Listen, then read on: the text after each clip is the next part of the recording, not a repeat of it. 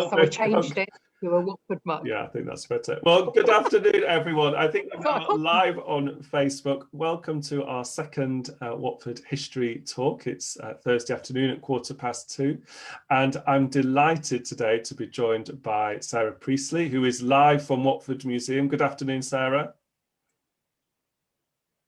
Do you want to tell us? Hi, Peter. Lovely to see you. And great. Do you want to just tell us what your role is? Yes. So, well, it's great to be.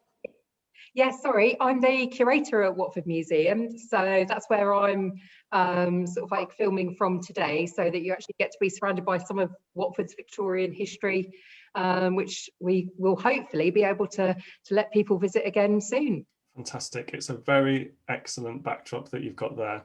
And this week, talking about Victorian Watford, we're really pleased to have Lynda joining us. Lynda, you're a local historian, the chair of the West Watford history group, is that right? That's right, yeah. Yeah. Watford born and bred? Watford born and bred, fourth generation. Fantastic. Well, thank you so much for joining us today. And I know that you've got a talk that we're going to listen to in a moment. And as Lynda's talking, please do comment below with any questions you've got. And then Sarah and I will put those to Lynda after her talk, and then we'll do a little quiz before we finish at around about 3 o'clock this afternoon. So I'm going to now hand over to Lynda, who's going to talk to us about bricks and Watford in Victorian era. Well, good afternoon, everyone, and thank you for the invitation to talk today. I'm going to talk to you about bricks, which might not sound very exciting, but I hope they will be by the end of it. And thanks to Lewis, who's going to do the slideshow for me.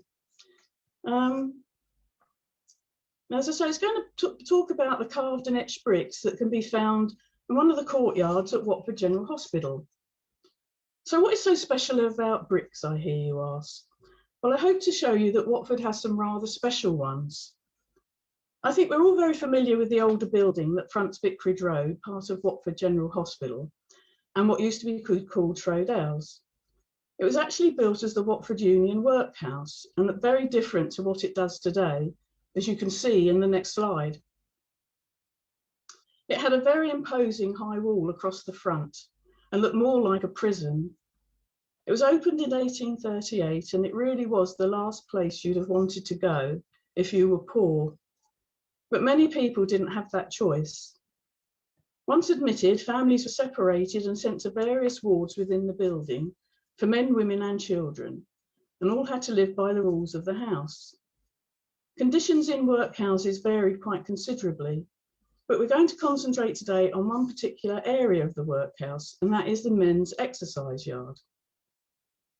The yard is situated around the back of the building on the football ground side, and what makes it different is what's etched on a number of the bricks. One or two of the walls shown here have found approximately 50 bricks etched with a name and a date, all carved between approximately 1845 and 1858, and representing men who died in the workhouse.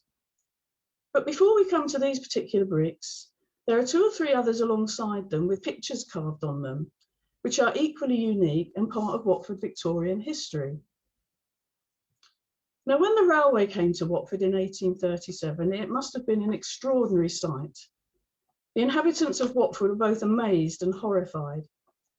The Bushy and Watford arches themselves are a feat of Victorian engineering, the chief engineer being Robert Stevenson, who with his father George had designed the rocket locomotive. The arches consist of many thousands of bricks, and if you've never stood underneath the arches in Oxley Park, like my little granddaughter there, then they're well worth a visit.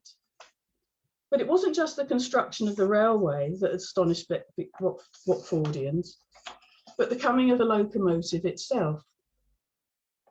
And all this construction could be seen across the fields from the workhouse. And it's in the same exercise yard that can be found the following bricks of a train.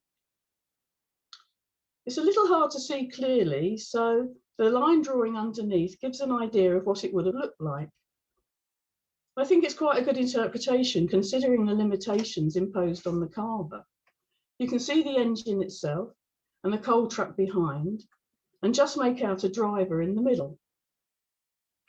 But next to that is yet another train carving, and on this one the driver is more clearly seen.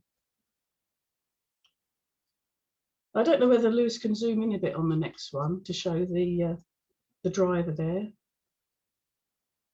This carving also has carriages, and it's hard to imagine now just what sort of impact this industrial monster had on the town, but enough that someone decided to carve little trains on bricks in a workhouse courtyard to mark the occasion. Brick itself is a hard service, and we don't know what tool or tools we use. Now, another brick of extreme interest is one that was found more recently by a member of staff at the hospital, and it's that of a horse and rider. I split the photo into two underneath to try and give a better view. The smaller picture on the left shows the jockey, and on the right, the horse.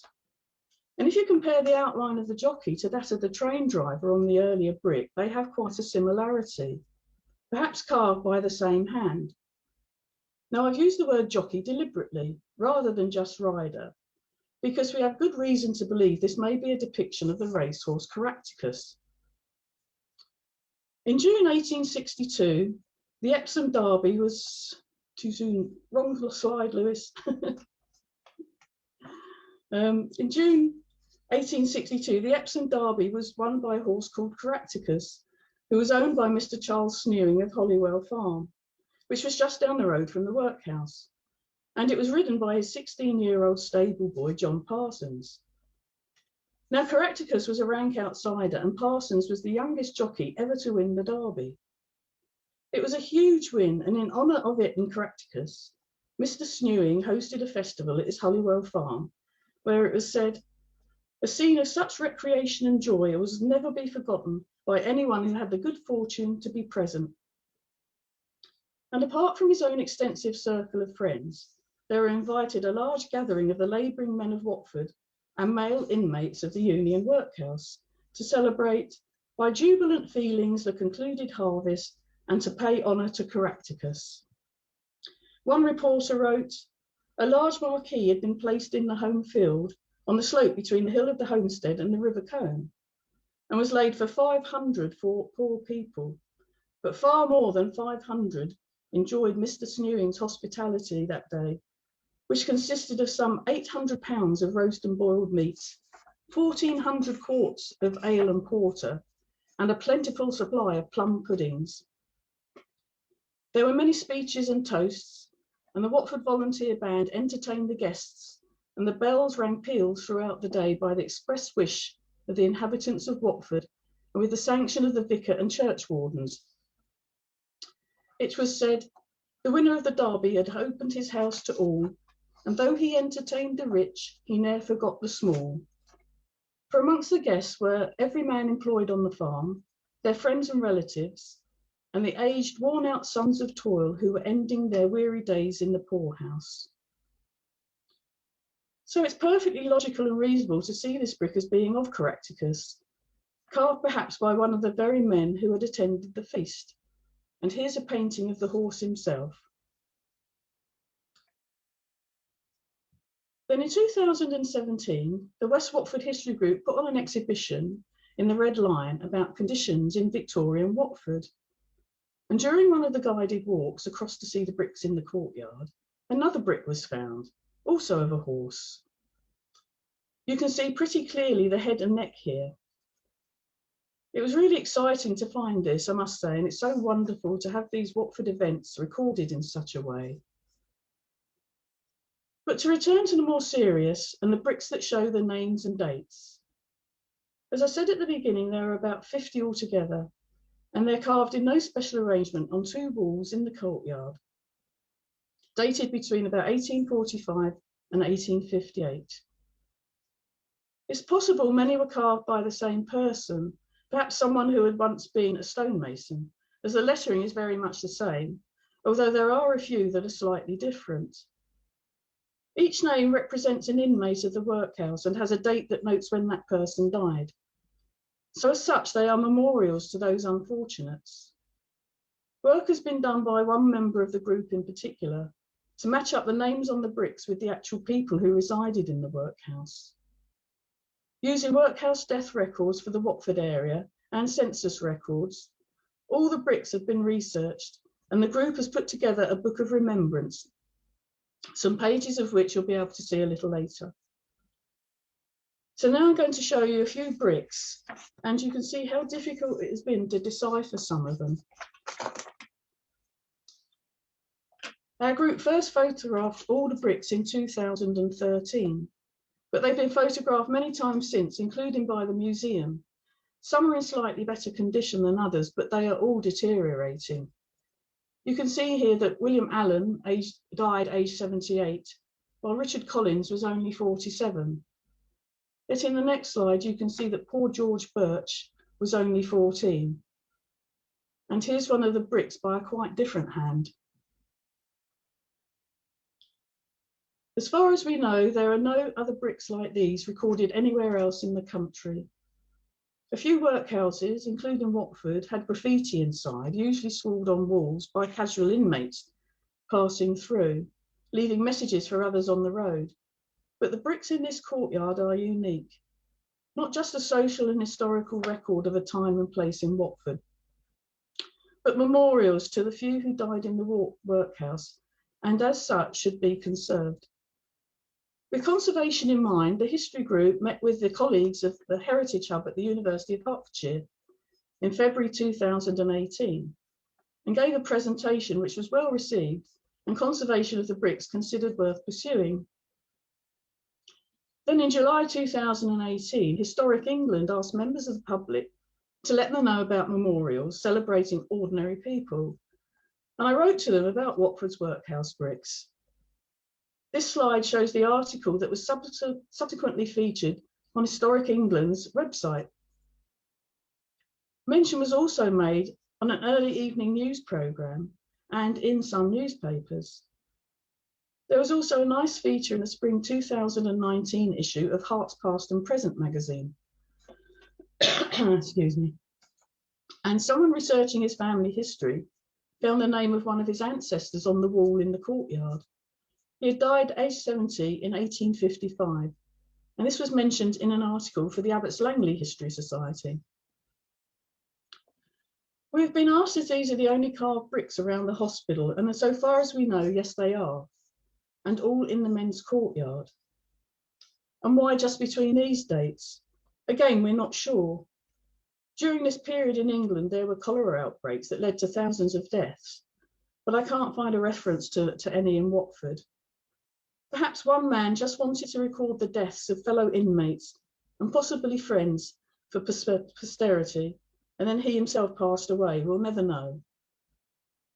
And it's difficult to know what will happen to the bricks in the future when you take into account the redevelopment of Watford General Hospital.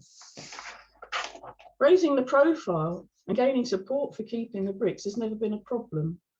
Conservation is, and that is a question that will keep resurfacing.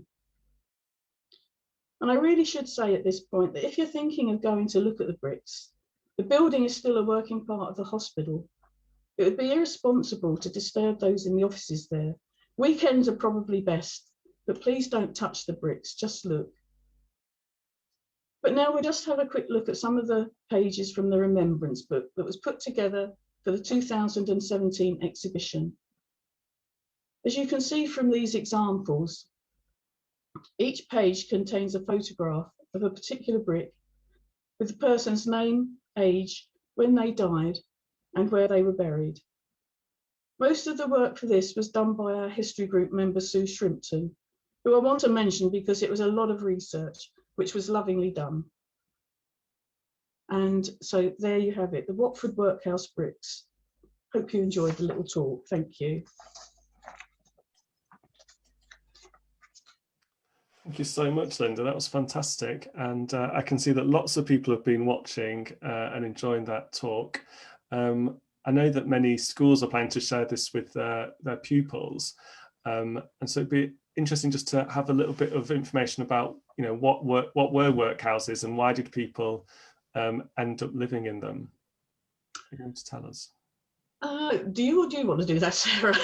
Well, they were built basically. Yeah. Go on. Do you want to do it?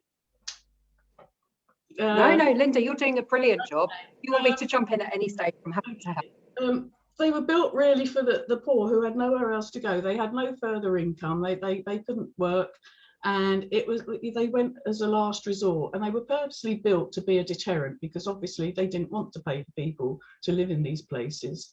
And when they went in, they were separated. Families were separated. They had the different areas for men, women, and children. They had to work while they were in there. That isn't to say they couldn't leave at any point, but they were not nice places, and you really went in as a last resort. And do we know when the last workhouses, roughly when the last workhouses closed in Watford?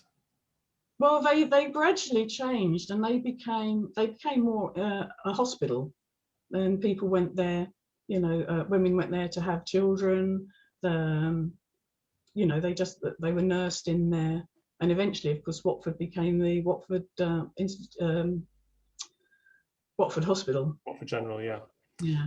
Absolutely. And Sarah, any thoughts from you about that period of time? I know that the museum have covered that a lot in the past. Yes, well, it's such an important time. I mean, it's really the beginning of the Watford that we love today. Many of us live in Victorian houses, or when you're back in school, you might actually be in a Victorian school building. There's lots of local school children who go to school in Victorian built places. So when you're back out and about, look at that, look at the street names, look at the buildings, because the history is all around us. It's not just in the museum or in a library or online or in a book. And that's one of the fantastic things. And you see so much growth in Watford. It must have been really strange for people. It went from being a very tiny little market town to massive explosion of people with the coming of the railways, the same year that Queen Victoria came to the throne. So it must have been very strange, but there were also lots of acts of kindness, philanthropy, which is a very big word, but you know, people who'd made lots of money, putting it back into the community. And I think the community spirit that we know in Watford today, I feel really dates back to that Victorian time. It's really interesting, Sarah. And you said about during that time, it's a lot of change, new buildings. Are you able to tell us any particular buildings that opened during the Victorian period? Absolutely. Well, to give you an idea of how much change, in the year Queen Victoria came to the throne, there were less than 3,000 people living in Watford. By the time Queen Victoria died in 1901, there were about 30,000. So, you know, that is a massive growth. Whole parts of the town grew. So areas that we know and love, like around Oxley, there's a lot of the buildings there. North Watford, where I live, West Watford, so lots of houses, but amazing buildings that we really love in the town centre. So there's lots and lots of Victorian buildings around, like our old police station, which is now a restaurant on King Street. Lots of the shops still stand on the high street, including what used to be Clement's, which we think might be one of the first purpose-built department stores in the country. So there's Victorian shops, Victorian schools, houses, lots of hospital spaces. So what we now have as part of the hospital, which was the Workhouse, but the original hospital building still stands, and also the first railway station, which was on St Albans Road, so in the days before Watford Junction. So lots of ones, but some of the schools include we've got Central Primary, Watford Fields, some of the lots of the schools around. Lose count of them all, which is fabulous. But it's great that we're all still sharing in that legacy that the Victorian Watfords gave us. Yeah, fantastic. And if people have questions, please do feel free to just comment below while we're talking, and we will ask those questions as we're going along. Now, Lynda, one of the lovely photos in your presentation was of bushy arches, and very close to me. And I think the house, I mean, I'm here in Oxley at the moment. I suspect that my house was built in the Victorian period. What difference did they're actually, I think they're amazing. Yeah. As I said, if you don't stand underneath them, they're enormous. And so really, you know, they must have had such an impact on the town. You know, they are, and then not just the coming of the the railway. And then that's why it was so extraordinary to find those on the bricks in a workhouse courtyard, because it shows what an impact that had on those in the town. And one of the questions that's just come through is, do we know where the gentleman who was interred at Abbott's is, and why was he interred there? No. I think that if they had family, then if they passed away, they could take them, and then they were buried. So maybe originally he came from Abbott's Langley, and that's why. But I don't know, his family, who would have buried him or who would have taken him there. But people would come from roundabout at Watford. Yes, yeah, I think they found out where they came from, and then they were buried there. I see. Yeah, so quite often people were in what would be quite a pauper's grave, so they wouldn't necessarily be so well marked. But also we don't have the records to tell us why people went into the workhouse. And one of the reasons for that is, as Lynda says, people were actually quite ashamed to be in the workhouse. It wasn't something that people were proud of. And if you could avoid telling people or sharing that information, then people did. So it's not necessarily record. Now we're fascinated and we're interested and we're proud of our former residents of Watford. But at the time, it would have been wouldn't have been something that they would be happy for people to know about. So that's maybe one of the reasons as well that we don't have some of those records to share with people today. I see. And another question that's come in, someone's asked, is anything known about the women of the workhouse? No, not nearly as much as it's just in that men's courtyard that you've got the names. We haven't found anything in the women's courtyard. But then I think the building has been changed. And what I didn't mention was that because the building has changed, when you look around the courtyard, I think in the corner where one of the doors is, that's new and been put in. And some of the bricks have been changed, and there's a few that are upside down. So they've obviously taken some out and reused them, and they haven't gone back properly. So there's every possibility there may have been more, but they've just been lost through development. Buildings are changed, like nowadays. And if a workhouse resident had no family, where would they be buried? I think they went into a pauper's grave. I think there are some in Watford Cemetery, but I'd need to double check that. Yeah. Yeah. Now, Sarah, I think you've got a quiz for us, haven't you? Thank you, Lynda. That was really, really interesting. And there's been lots of people watching today and enjoying the presentation. I think now we're going to do a little quiz, and I'm going to hand over to Sarah for that. Okay, well, what we're doing is things have changed a lot, as we said, in Watford. We can still see lots of evidence of Watford's, with Victorian Watford around us. But what we have in the museum is some of our collections from the Victorian times. And we thought it'd be fun to see if anyone can guess what these items are. So I wonder if our glamorous assistant be able to share the first item for us.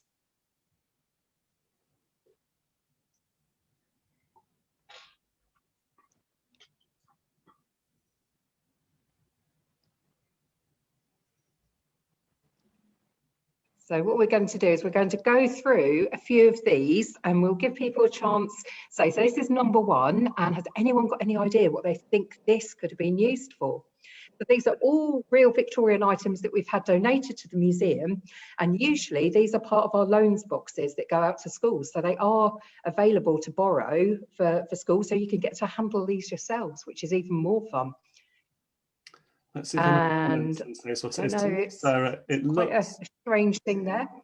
It looks to me a bit agricultural, some kind of implement. I was going to say shears. Yeah. There is, you can't quite see on the side of the photo, but yeah, you've got that there where you can see the cutters. They're actually sugar cutters. So in the days when you would actually buy sugar as a block, like a sugar loaf, so that's where the name Sugarloaf Mountain comes from. And can you imagine all of that huge amount of sugar? But it's quite hard to cut sugar. So those are actually sugar cutters. So kind of thing that we just wouldn't think to use anymore. We buy our sugar in a bag or in cubes if we're very fancy. But this is very, very, very different time. So this is before you had granulated little tiny pieces of sugar. It came as a big lump. So that's the first one. So if we move on to item 2. Now this, we've got a sneaky end of something here. So you can't see the whole item, but you can see that it's something ceramic, and wonder if anyone's got any ideas what that might be or what it might be used for. What do you reckon, Lynda? Hot water bottle? We can't show you the whole. We can't show you the whole item in the picture, because if we do, it says on it, it's actually a foot warmer. Oh, wow. So sometimes I could still use with one of those in winter to keep my feet warm, but a bit like a hot water bottle. Not so many people use those anymore either, actually, but some people now have ones that you can heat up in a microwave. But this, you would open it up, you can see where there's a the bit on the top where you can undo it, unscrew it, fill it with warm water, and then fill it up, turn it up again, and then you put it by your feet. It does look quite, I'm not sure, very comfy to have in bed with you, but it certainly did the job. And how big was that, Sarah? It's about so big. So I'm just trying to think, just about the length of a ruler. Yeah, okay. It's about 30 centimetres. Yeah. And then we'll have our next item. Oh, now this is at an interesting angle. So again, we've got something here that's wood, and usually you'd be able to push and pull these apart, so the ends would open and close. So it's quite an unusual item here. Sometimes when we have items come into the museum, this is actually a bit of a quiz for us, because they're not things that we would use day to day. So we've sometimes had to look this up. Is it some kind of one? pump? Oh, I don't know. I was going to say bellows, but No. no. It's a little bit like the end of bellows, but actually it's got a very different use, and it's actually quite narrow and quite gentle, the pushing motion on these for the item that you use it for, because there's items that, again, we don't use every day in this country anymore, but they used to be the big thing. So if we do a little bit of a reveal now, glove stretchers. So you can see them when you sort of like push the ends together, it opens it up at the end. Now, we do still wear gloves. Of course, gloves are very important for health and safety a lot of the time in this country, or you might use them for gardening or in cold weather. But it used to be the general done thing in Victorian times that a lady wouldn't go out of the house without wearing gloves. And you bought them, and gentlemen as well, and children quite often, and you didn't just wear them for protection or warmth. They were something that were considered standard dress wear, and you would wear them inside as well. And when you bought your gloves, they were quite very close fitting, so these helped stretch the gloves. You could actually fit your fingers into them. And then I think this is our last item. Now this is a fun one. It looks a little, I mean, the handle looks like a hairbrush, but we've got two of them as well. And there's ridges that you can just make out there on the items. Yeah, it looks to me something for cleaning. What do you think, Lynda? Butter making. Oh. Batting butter. Linda's got it. They're actually butter pat. Yep, butter paddles.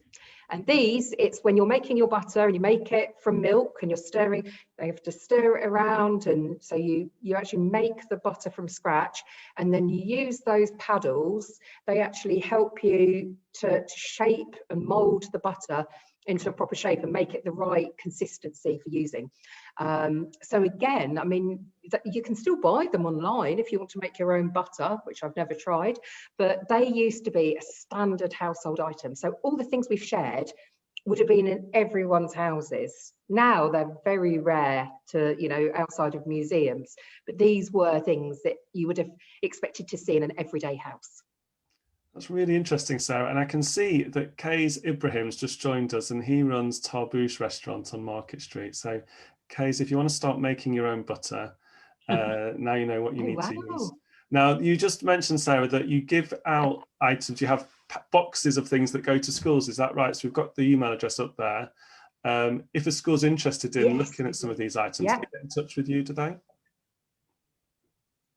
Yeah, there's absolutely loads of ways that you can utilise the museum for families, schools, adults, any group. So we have loans boxes, and they're real objects from like the Victorian ones, like the ones you've just seen, and they're so much more fun. Obviously, if you imagine getting to try and pretend to cut things with the sugar cutters, and you can contact us at the museum to borrow those.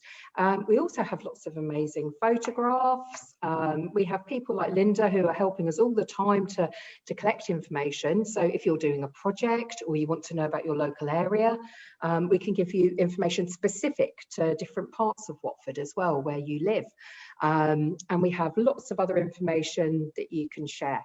But this is also available for community groups and for adult learners, everyone really, or families, homeschooling. So it's great. We just love sharing the information. That's the whole point of the museum, is to keep things safe, but also to make sure that Watford people get to use them. That's really great. Thank you, Sarah. And another question that's come in for you, Lynda, and the bricks that you were talking about, when they were making those for workhouses, do you know how they would do that? How would they make the actual bricks that went in to build the... I have no idea. I mean, there was a lot of different bricks have been used over the decades, haven't they? So I think, you know, that certain bricks have certain names. You've got like Tudor bricks, and you've got like other sorts of bricks, and they're just like industrial bricks probably. I mean, they must have been quite hard, because when you look at the carving in them, they must have been quite hard to etch like that. And to etch the actual names into the bricks, were they using a sort of... We don't know. I mean, as I said, it could have been someone who was perhaps an ex-stonemason or someone like that. And we think, if you look at them, a lot of them we think have been done by the same hand. There's a few that are slightly different, but possibly by the same person. And just over that one period, which is also interesting. Why just that short period? Now, Robert Wildmore's been watching, and he got some of those items right. I can see people's comments have been coming through, so they have been guessing the items, which is really good. So thank you to Lynda and to Sarah for that really interesting talk. Next week, we're going to be back at the same time, 2:15 on Thursday afternoon. And we're going to be talking about Watford FC and the huge contribution they've made to the history of the town. So that will be really great. And these talks are all part of the Watford Together initiative that we've been running. So at the moment, we'll be doing One Town, One Book again. And there's information about that online and virtual book clubs. And because we know it has been a tough year, but Watford has got that tremendous community spirit that Sarah talked about.